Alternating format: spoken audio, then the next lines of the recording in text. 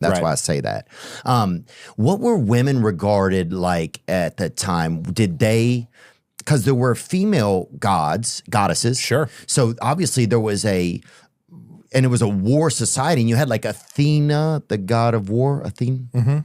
But you had female goddesses that were powerful.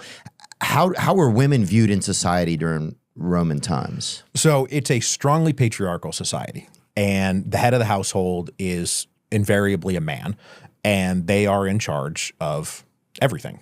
And so if you're a woman, in one respect, you don't really have rights at all, like who you marry, what happens to you, where you go. Like most of these things are completely out of your hand. Wow. And what you're really there to do, the most important thing that you can do is make babies to fill the legions so that we can continue to be this strong military society that we are.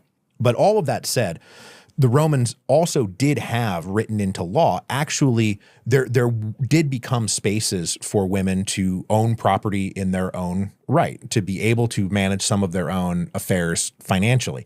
A lot of early Christianity, for example, is bankrolled by wealthy widows because they had had a husband, they had had a family.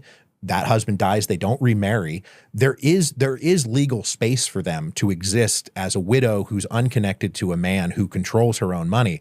And when the story of early Christianity, like who was a patron of this, and like who was patronizing these early Christian groups, a lot of it is like wealthy widows is where the money is coming from. So it's a mixed bag, but I would say like in the main, if you were a woman in Roman society, you do not have a ton of rights at all.